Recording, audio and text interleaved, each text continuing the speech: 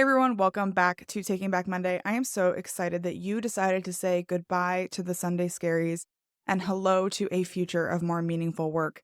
And this is actually a really exciting podcast for me because it's different than any conversation I've had before.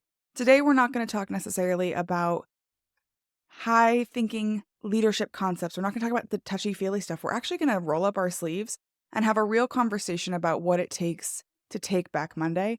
And I'm so excited to introduce you to my friend Alex. Alex, welcome to the show. Howdy.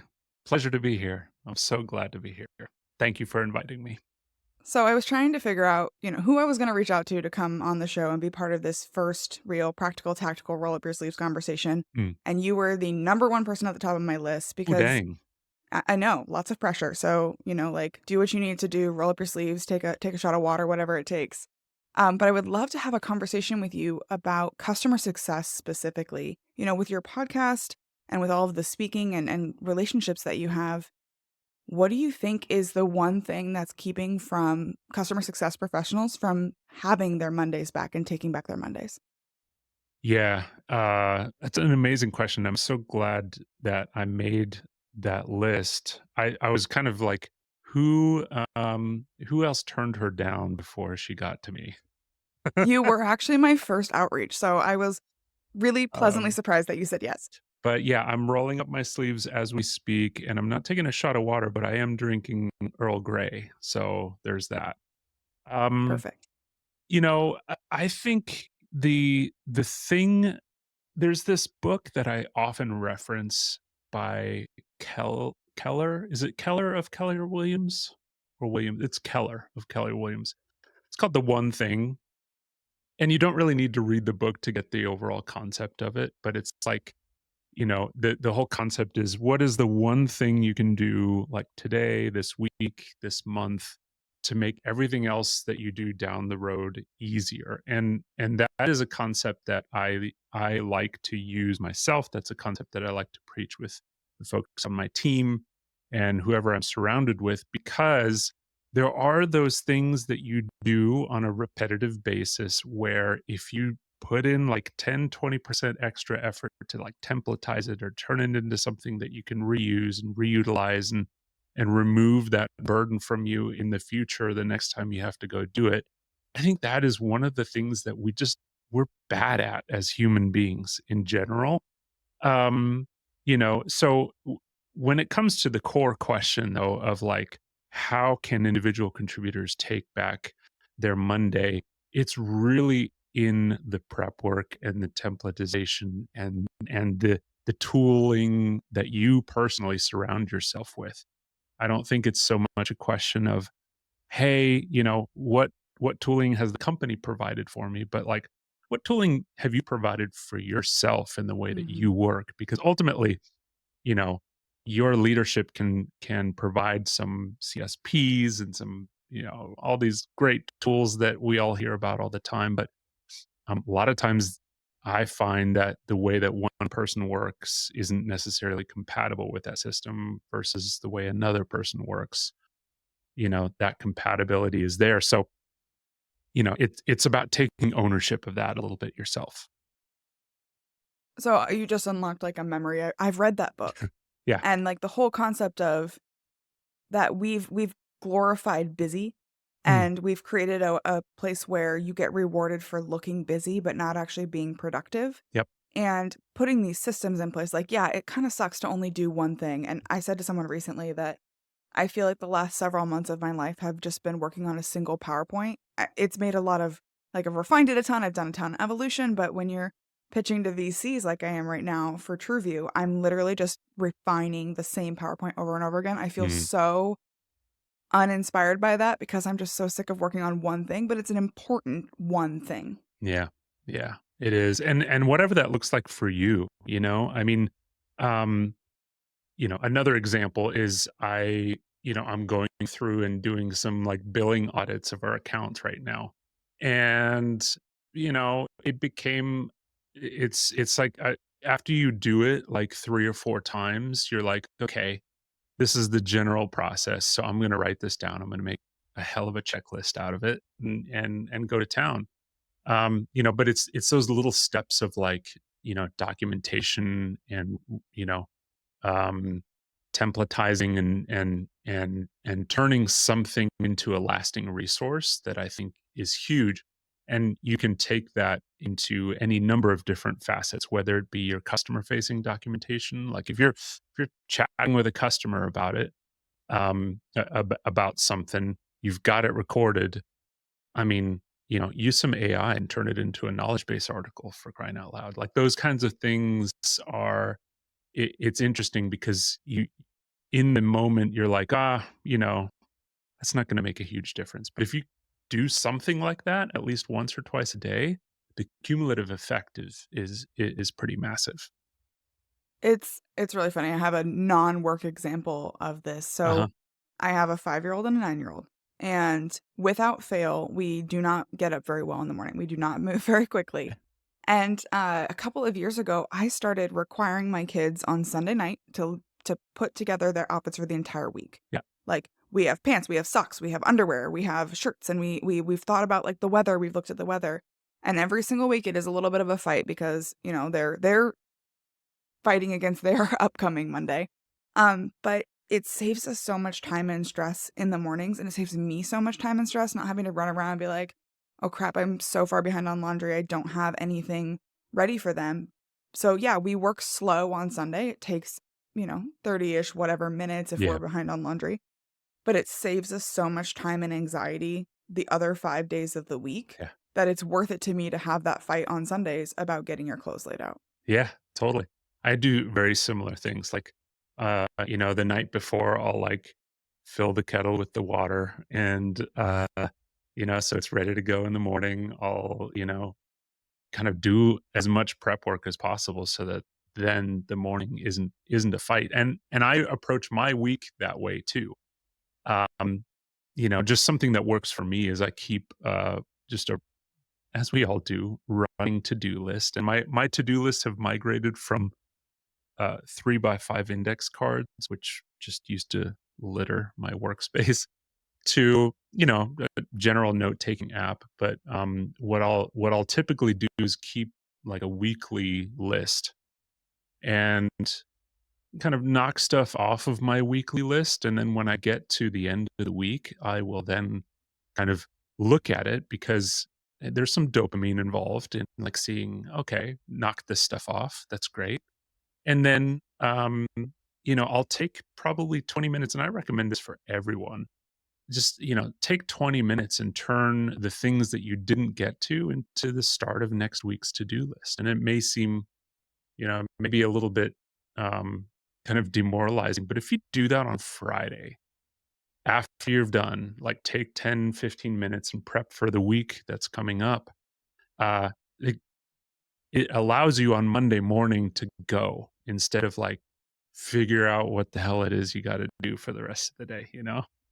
And honestly, sometimes remember what the heck you did last week. Like, what Totally. did I even do last week? I don't even know. Like, Mm, so if you've done that prep work, you've yeah. set yourself up to start strong on Monday morning. Yeah, because if you're a CSM, I mean, you're talking to tons of different accounts, and it's easy to get that stuff, the threads crossed and all that kind of stuff. And so, really, while you're in that mode, if you take that time to just really put a pin in stuff, A, it sets you up really well for Monday. B, it sets you up well for the weekend, so you're not having to think about the stuff that you might have missed.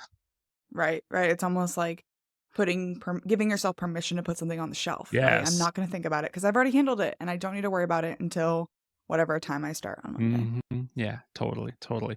And I love the individual use of artificial intelligence to do that kind of stuff. I mean, the biggest thing that I've found, okay, this is interesting. So, last week I spoke at the Customer Success Collective event in Austin.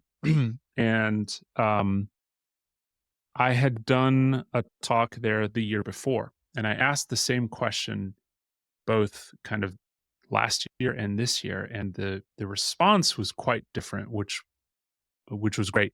The question was, how many of you in the room actively use ChatGPT, for example, on a daily basis to help you with your stuff? And last year, when I asked the question, it was probably 20 or 30%. Like people just weren't using these tools. just to help them on a daily basis. This year, it was probably like 80 or 90% were raising their hands. I don't know whether it was like out of guilt because they felt like that was the thing to do, but it was nice because it to me it shows that people are actually finally starting to, I say finally, it hasn't been around that long, but people are starting to really adopt the daily use of things like ChatGPT and Perplexity because, honestly, like some of the stuff we're talking about, you can make literal minutes up for like I said that wrong. You can turn an hour's worth of work into literally minutes, Mhm. especially around this task list thing we're talking about. Because if you're feeding it, your call transcripts and things like that, you can grab those tasks out of there like super, super quick and give yourself quick reminders of what it is you need to do. Put that in your to-do list, and that'll set you up for success. I'm an early adopter by nature, so Yeah. I've been using ChatGPT for what feels like a lifetime. Like, when you're like, "Finally," I'm like, "Yeah, I know." Mhm. I've been before it was a paid thing, you had a Yeah. pro plan, Right. right? I just actually recently came across Perplexity. I Mhm. did not know that. That's a really cool tool as well, because then it's not, like, hallucinating facts or anything. You have, like, actual sources, which is great. Totally. Um and for me, it's really what a lot of what you're saying. I have Yeah. to set up these systems to let my brain focus on the, 80% of the tasks that an AI can handle for me Mhm. so that I'm freed up for the 20% that literally only I can do. Yeah. Um, I've been having a conversation with a lot of people in this industry about there's AI, artificial intelligence, but we need to treat AI like augmented intelligence. It's making me better. It's not replacing me. Correct. I'm not, being replaced by an AI. I'm being augmented by an AI. It makes me X number of Mhm. hundreds percent better at what I'm doing because I'm not wasting all of my energy on small things, minutia, stuff that doesn't really matter. For those of you out there who are like in solidly in the camp of, "Oh, it's just a matter of time until artificial intelligence replaces me." Um, Granted, there are certain I think there are certain roles where it's like probably more of a reality than like whatever. Yeah. We won't go down that rabbit hole. But if you're in CS specifically, let's say you're customer facing, you're in the business of creating lasting relationships with customers. The news flash is that customers are always going to want to talk to a human, right? Like there's no I don't really think there is a replacing the human behind the relationship building aspect of what CS does because ultimately that's what humans do. That's what we thrive on. And customers are always going to want to chat with a human. Does that mean that we can't, use some of this technology to, help, them answer questions with, large language models and that kind of stuff? That's totally fair game.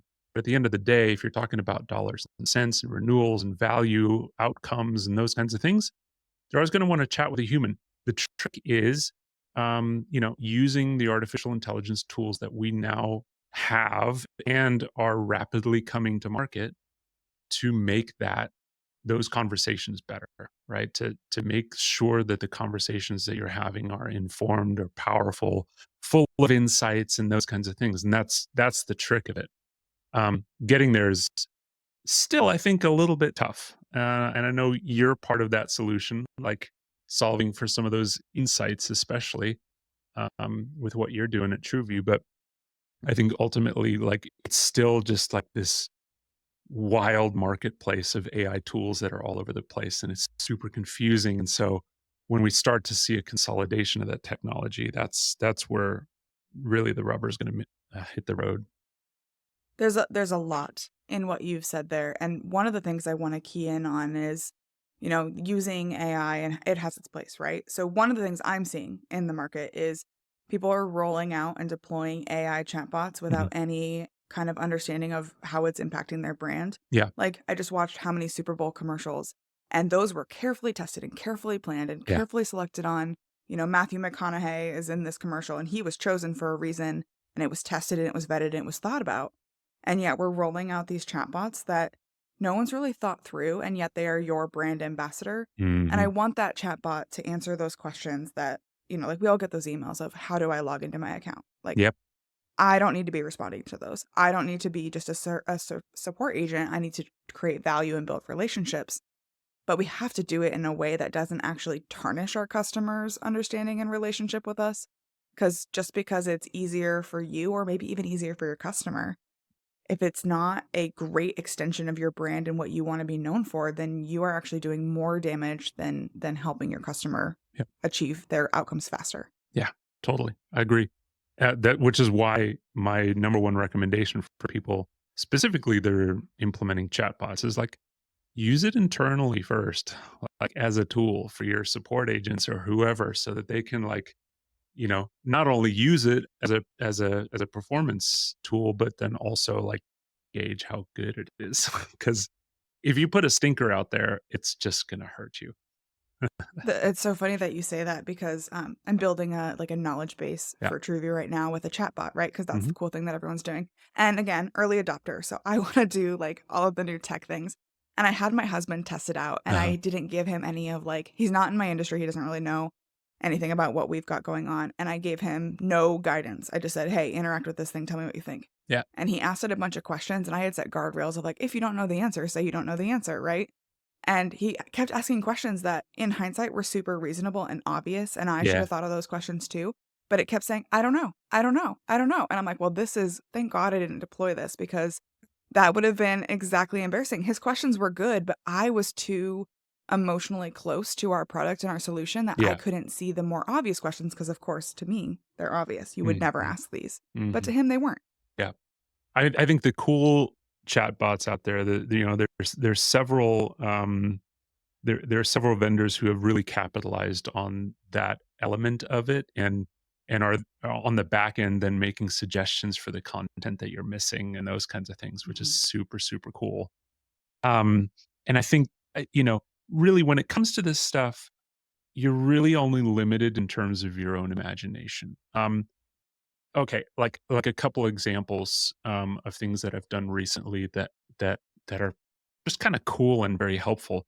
Um, One is, and it takes a little bit of, duct tape and paper clips to do some of this stuff, but, like, I created a Google News feed, for our industry. We're a vertical SaaS provider for the security guard industry, and so I created a Google News feed, RSS feed for security guard kind of, latest news and trends and whatnot. And with Zapier, I'm feeding it into our Slack, into a specific Slack channel that just gives digests of like, hey, this is what's happening, in the industry. And that's super cool because you give your sellers or your CSMs kind of an insight into what's happening in the industry, and with specific, especially larger accounts, I think there's a lot of value in doing similar things as well to help you have those informed conversations.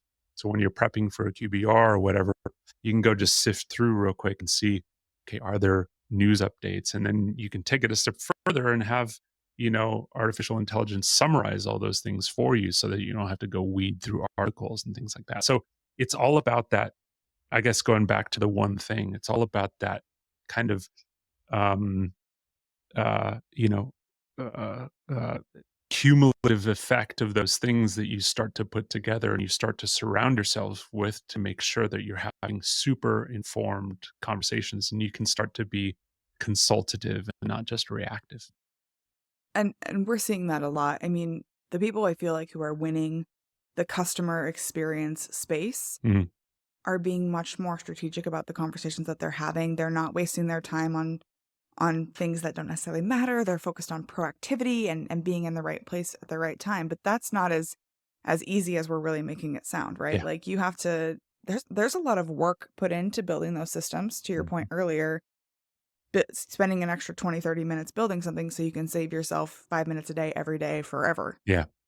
You as a CSM, if you're an individual contributor, if you're a CSM right now, you will be doing yourself a disservice if you're not investing some of your weekly time into artificial intelligence, learning how to work with it, learning Zapier to integrate it into different things, and flexing that creative muscle of what could you do?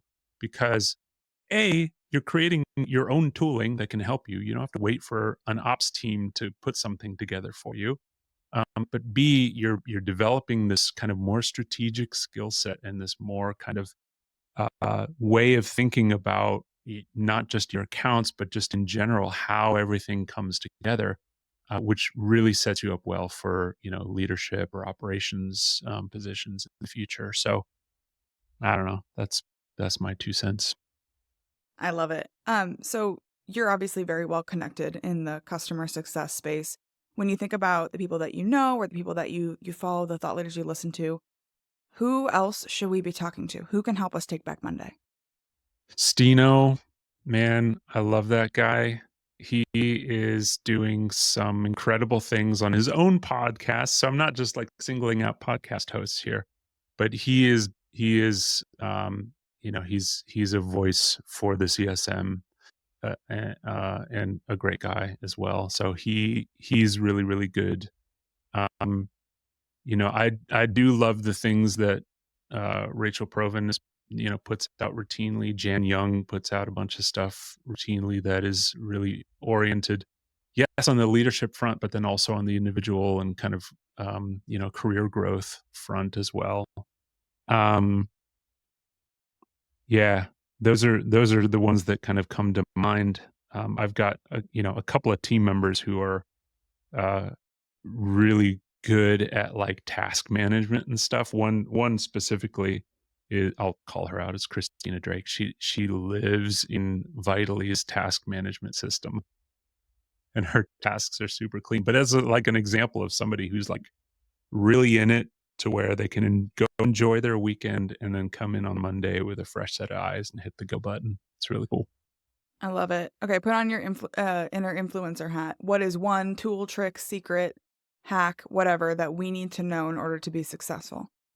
I mean, the sleeper we kind of already touched on, but Perplexity, man, if you use Perplexity to do your account research and to also do some spying on your executive stakeholders, that's like huge. You can get a wealth of information on who your accounts are, by using Perplexity. Those of you who aren't aware, just go start using Perplexity instead of Google, and you'll thank me later.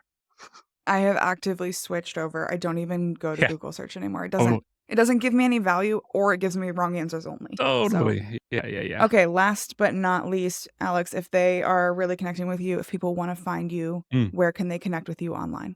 Best thing is obviously on LinkedIn, but also digitalcustomersuccess.com. That's where you'll find the podcast, some articles. There's a digital CX maturity assessment that you can go take for yourself, which is cool. It'll rate how your organization is doing on the digital success maturity model that I built. But that's basically it. LinkedIn, digitalcustomersuccess.com. Awesome. Well, thank you so much for taking back Monday with me. This was great. Thank you for having me. It's awesome. Thanks for joining us on Taking Back Monday, where we say goodbye to the Sunday scaries and hello to meaningful and fulfilling work. If you enjoyed today's episode, let's connect on LinkedIn. I'd love to hear your thoughts. And if you found value here, share the podcast with your network. Don't forget to like, subscribe, and leave a review. It helps us inspire more leaders to join the movement. Until next time, let's take back Monday.